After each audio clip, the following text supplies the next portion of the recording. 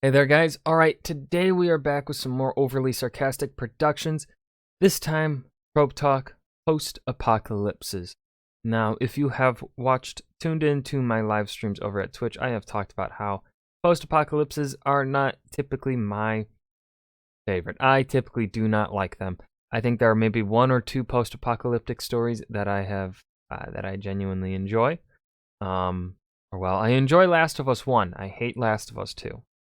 Before we dive in, though, make sure you go and check out the links in the description box below. I would love it if you join the Discord and follow me over at Twitch. All right, post-apocalypses, though. This could be handled in multiple ways, though. Obviously, when we think of a post-apocalyptic world, we think of it as very dreary and bad and kind of grim. But you know, if we look at Matthew Mercer's world of Exandria, especially with Exandria Unlimited Calamity, we see that the events in campaigns 1, 2, and 3 are actually kind of taking place in a post-apocalyptic world. The Calamity was the apocalypse in a way. So that's one way of doing it, where there has been apocalyptic event, but it doesn't set things as, backward as maybe we kind of picture when it comes to post-apocalypses. I recently read through Way of Kings by Brandon Sanderson. That world is a post-apocalyptic world, has experienced multiple near apocalypses in its history, and now it nears the final apocalypse or whatever. Death Stranding did this too. However, Death Stranding is closer to what you typically expect from a post-apocalyptic world. And while they're nearing the final stranding or whatever the fuck the story was, Kojima stories confuse me very easily, very quickly. But yeah, I don't know how much I'm going to be able to discuss here, so let's just go ahead and dive right in. I've already talked about saving the world stories, and during that video I came to the conclusion that the biggest problem with saving the world stories is that they almost all happen in an already well-established universe that a writer is seriously unlikely to actually let get destroyed. An audience can only suspend their disbelief so far, and if the stakes are too high, the audience can counterintuitively check out of the situation. They're basically calling the writer's bluff. No way are you gonna wreck this sweet paradigm when there's so much more to gain from preserving and exploring it, but some stories defy this issue by starting with the premise that the world has already been destroyed in one way or another. This lets the author trash the world on page 1 and then pull a story out of the ashes, and it opens up a lot of unique possibilities for plots. The core character appeal of a post-apocalypse plot is that, by virtue of the setting, the characters' situations and futures are uncertain and trending bleak. When the world falls apart, the pre-existing system stops working, and everyone becomes a pioneer trying to figure out how to survive in this new paradigm without the previous constant of civilization to keep everyone in check. Nothing is certain, everyone's usually in some state of freaking out, and hope is a rare commodity. The extent to which a post-apocalypse is soul-crushingly bleak can vary, and usually depends on the kind of apocalypse. Some apocalypses can be recovered from, some others not so much. So this hopeless, uncertain future quality isn't actually universal, as some stories take the timeline one step further and show humanity in various stages of societal Actually, now that I think about it, Brandon Sanderson again did this kind of in the Mistborn trilogy, where we are getting word of it. From book 1, we are told of a impending apocalypse, or an apocalypse happened in the past, which put the world the way it is.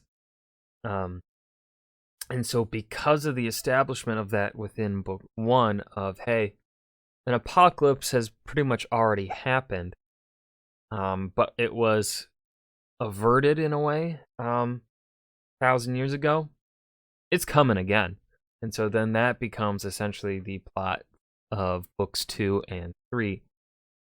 And you legitimately, as the reader, are like, okay, we know that this world has essentially been destroyed and the society rebuilt from the ground up once before, at least once before in the known history of this world. It could happen again.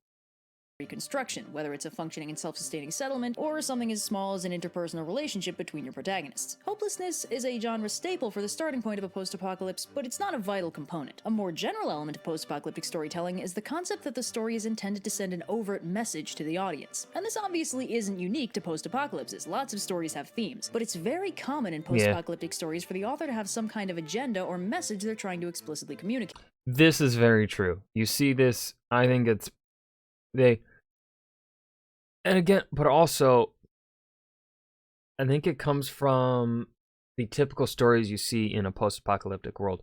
Most post-apocalyptic stories are not fantasy stories, but instead are our real world post-apocalyptic. And so it makes it much more overt. It makes it much more easy to spot the themes and morality that the author is putting in there, is wanting to discuss within their work.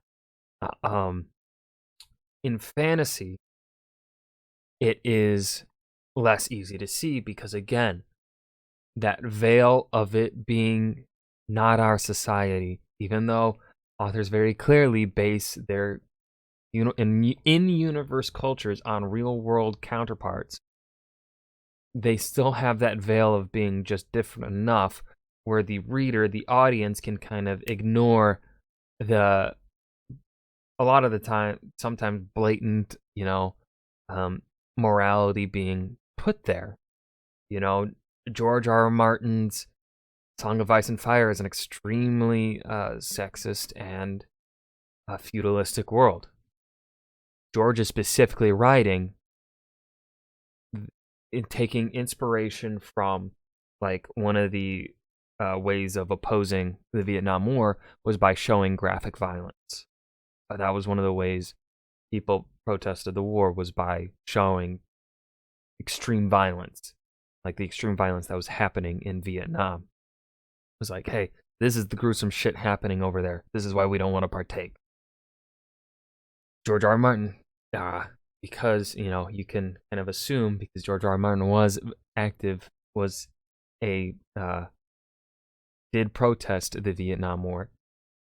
He, took inspiration from those kind of ways of protesting, showcasing extreme violence to say a thing is bad. I feel like I'm wording that so poorly, but Song of Ice and Fire is inherently anti-feudal, anti-war. It's just going about it by showcasing all of this extreme violence comes from. This is why it's bad, because this is the extreme violence that comes from these sorts of, societies. These are the problems taken to the extreme. George has said he takes inspiration from real world and kicks it up, notches it to 11. He goes to 11. He said that in interviews. So, but because it's fantasy, a lot of the time people just kind of ignore it because, again, they're like, it's not our world. Most writers aren't writing post-apocalypses just for the funsies. In fact, I'd argue that most post-apocalypses aren't really fun to write, unless you like seeing your characters exclusively when they're pushed to the brink of desperation or being improbably stoic in the face of earth-shattering horror. They're compelling, sure, but not super fun. Post-apocalypses don't usually have much tonal range because everything sucks. Sometimes it sucks in a sad way, sometimes it sucks in a scary way, but it'll rarely not suck. Lots of stories are built around core messages or themes in addition to characters and a plot, and for a post-apocalypse, that message is usually either, hey guys, this situation would really suck, so let's try to avoid it, or the rarer but more positive angle, even when everything's falling apart, some vital component of humanity will keep shining on. Usually familial love, human ingenuity, or the power of teamwork. So let's take a hot minute to break down some common post-apocalypse paradigms and the lessons they're built to teach. The big post-apocalyptic craze nowadays is the zombie apocalypse, and the message these stories send is almost always humans are the real monsters. Sure, the dead are wandering around chowing down on anything they can get their teeth into, but the real threat are the survivors driven to extremes to survive, or just being a dick because they can and nobody's around to stop them. Most zombie apocalypses don't have a specific force responsible for causing them, they just kind of happen. They're a variant of the pandemic apocalypse, which on its own doesn't get as much airplay these days. They're nobody's fault, but they're pretty damn devastating, and they always have major lasting consequences. The extent to which society can be rebuilt after a zombie apocalypse is highly variable, and frequently depends on how exactly the zombie plague works. If zombies only make more zombies by biting, and or zombies just kind of rot away on their own after a few years, then a sufficiently fortified unified society will probably be a-okay in the long run if it can avoid ripping itself apart in the interim. On the other hand, if everyone is infected and however you die you'll end up a zombie, that society doesn't have a great chance of rebuilding, since someone tipping over from a heart attack immediately becomes a vector for high-speed zombification no matter how fortified your base is. Since the survivors are usually handling a high-stress cocktail of nowhere is safe, anyone could be infected, and God I hope this suspiciously well-fed colony isn't eating people to survive, it sets everyone on edge and usually pits everyone against each other. Zombies trend towards the high nihilism end of the spectrum. Humans are monsters and society will never rebuild aren't exactly hopeful messages. Usually the closest you get to a hopeful ending is a single, fairly self-sustainable colony of non-dickish survivors with a good fortification setup and a dude in the basement researching a vaccine or cure. But on the flip side, these bleak narratives usually find their contrast against an unusually high density of subplots focusing on heartwarming adoptive father-daughter relationships. Man. Last of Us 1 had such a good ending.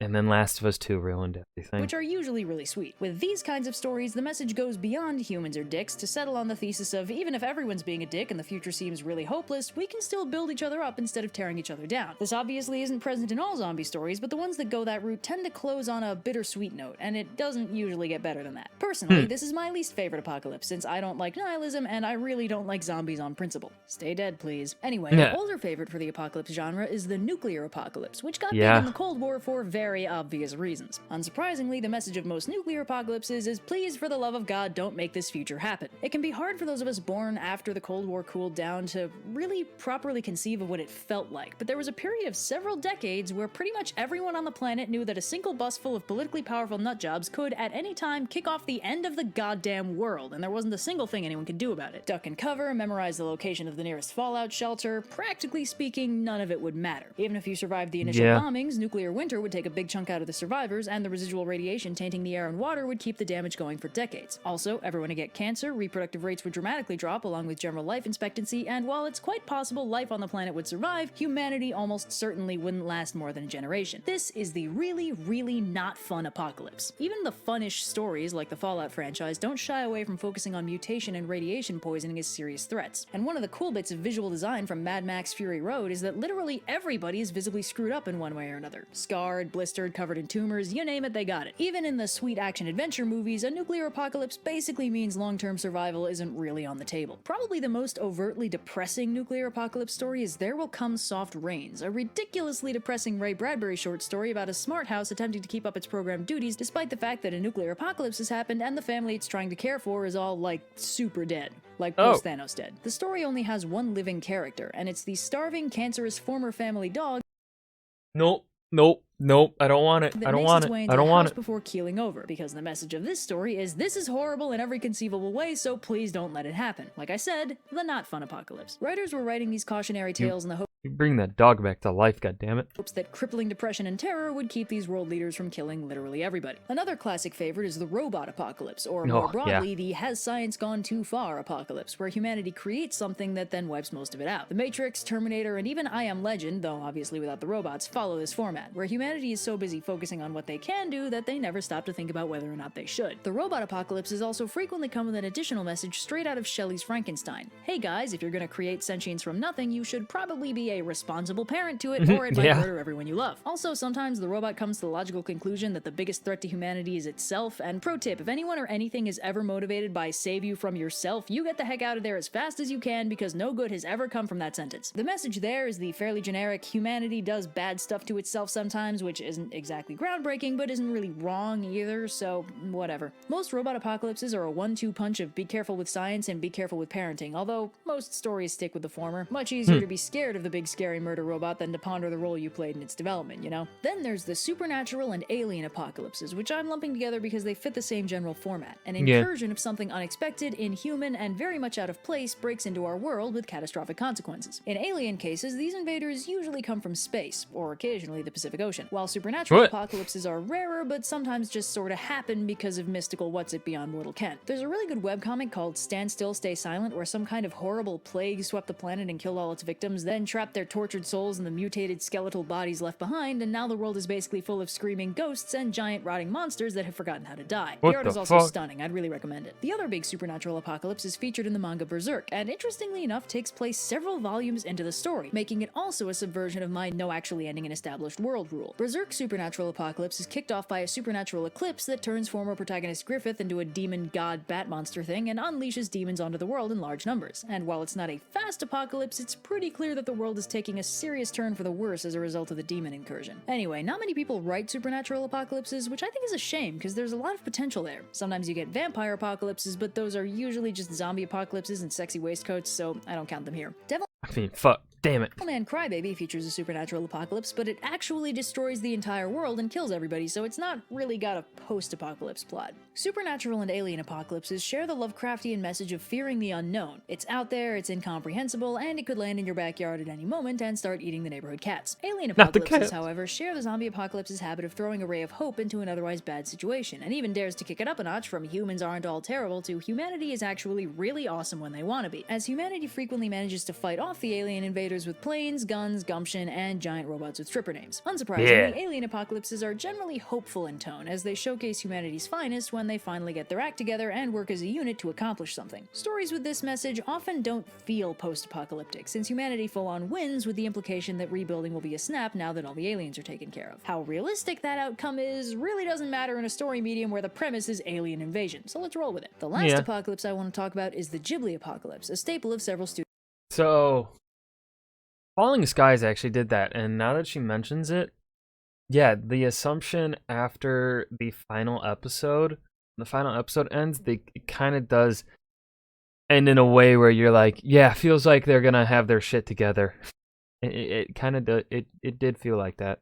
Studio Ghibli films, most notably Nausicaa of the Valley of the Wind and Castle in the Sky. Both these stories are post-apocalypses where society has had at least a couple generations to rebuild after the world was seriously wrecked by a war fought by now-lost superweapons. Now humanity has recovered and is living in close harmony with nature, because Ghibli. But in both movies, the antagonists have found a way to get access to the remnants of that world-ending superweapon, and they decide to try and gain control over it and use it to rule the world. The message here is very overt. Superweapons won't let you take over the world like you want, they'll just tear big holes in it, everybody will lose, and then everything will get reclaimed by nature anyway. And yes, the fact that a post-World War II Japanese director has this attitude towards world-wrecking superweapons makes perfect sense. Yeah. In Nausicaa, the world-wrecking weapons were god warriors, giant organic robot monsters with nuke lasers coming out of their faces. And they did so much damage to the Earth that a giant forest of ridiculously poisonous fungus and giant insects has sprung up to siphon all the nuke laser poison out of the Earth so the planet can gradually heal. The bad guys have found an incomplete god warrior and decide to wake it up and point it at the big naturey forest to get rid of all the giant bugs. But obviously this doesn't work out, and the day is saved by a brave young woman with magical powers and a close relationship with nature. Because Ghibli movie. Castle in the Sky is more of a post-apocalypse, where in the very distant past, a flying castle with a nuke laser on the bottom ruled the world, indiscriminately nuke lasering its enemies, but it's long since been abandoned, and the only evidence of its existence are a bunch of overgrown craters visible from the air, and the fact that some pilots report seeing a castle in the clouds. The bad guy in the movie is a very distant descendant of the family that owned the nuke laser castle, and he makes his way onto it to try and use it to rule the world by nuke lasering anyone he doesn't like and hucking killer robots at everyone else. He's unsurprisingly stopped by a brave young woman with magical powers and a close relationship with nature, helped along by a spunky young man with a rough attitude and a good heart, because it's a Ghibli movie. This is my favorite kind of apocalypse because I like Ghibli movies, and it's probably the most thoroughly hopeful post-apocalypse story. This archetype buffs the lessons from the zombie and alien apocalypses, from humans can be badass to humans can survive, rebuild, and get to the point where they forget about that time the world nearly ended, which is about as hopeful as a post-apocalypse can get. Humanity was ravaged by war, sure, but they survived and they moved on. The protagonists are living simple, functional lives in sync with the beauty of nature. The antagonists are the ones who never let go of the war and are so hung up on winning that they'll wreck the world all over again just to make it right. All he's saying is give peace a chance, guys. So most post-apocalypse stories fall into one of these categories and follow the corresponding message, which is cool and all, but post-apocalypse is also... I like how all of them have like messages and then just she has under nuclear apocalypse. Don't. Have a number of problems that are almost unique to the genre. I'd say the biggest problem in post-apocalypses is just everyone being horrible to each other. See, if you throw a bunch of characters into a really horrible situation without a way out or a real hope of survival, they'd be realistically expected to freak out, and then they'd be realistically expected to lash out at anybody nearby. But if all your characters are just constantly lashing out at each other all the time, then there's no reason to get invested in them. They're all just being jerks to each other. This is most common in zombie stories and is a big reason why I don't like them. It's also why a lot of post-apocalypses will build the emotion emotional center of the story around a tense yet ultimately loving relationship between a parent and child figure, because they have reason to look out for each other and keep the yelling to a minimum, and that means we have a reason to actually be invested in this relationship and how it progresses. For a story that manages to completely avoid this problem, A Quiet Place is a standout example. The story puts the focus on a small family we're intimately invested in seeing survive, and the premise of the movie itself makes yelling wildly impractical. Boom, no yelling, and no reason for the audience to lose investment in the protagonist's well-being. But there's any number of zombie apocalypse stories where the protagonists are functionally disposable and are just there to yell at each other and gruesomely die, and honestly, I don't think that's interesting. If we don't care when the characters die, why kill them at all? On the flip side, from the character disengagement, post-apocalypses also risk disengaging the audience from being invested in the plot. If a situation is thoroughly hopeless, your audience is more likely to emotionally check out from the story than they are to hope extra hard that things work out. If your heroes don't have a fighting chance, then why are we even watching? This problem can be avoided by selling your audience on a smaller goal than an impossible total victory. Again, going post-apocalypse is also kind of can go in line with a doomed hero plotline there, as she just mentioned. Get the audience to hope for a small victory. Maybe not that ultimate victory that you really want, but you know you can't get, but at least you can still hope for something, right? Again, you gotta leave your audience hoping for something.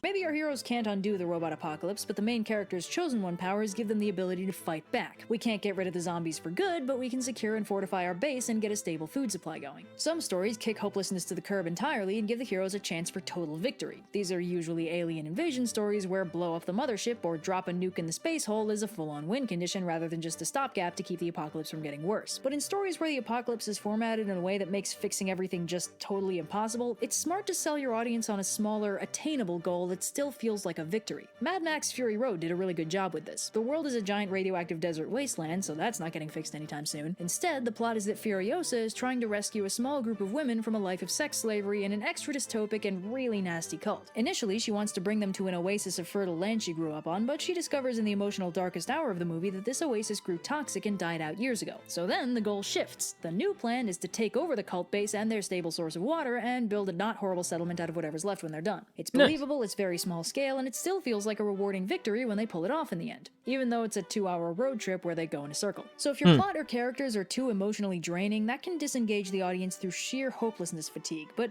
honestly, not always. There Will Come Soft Rains is the most exhaustingly horrifying story I've ever read, and it's only a few pages long. It stripped all the joy out of my brain for a solid week after I'd read it, and its incredibly visceral and tragic vibe wormed its way into my head and sat there. It has no characters to get invested in, no hope for a solution, barely any plot. It was just a cautionary tale stressing only the crushing misery of this possible future Earth. And no lie, it worked. Staring at a wall for a week grappling with your own mortality was the desired outcome. So props to Bradbury for successfully haunting my dreams.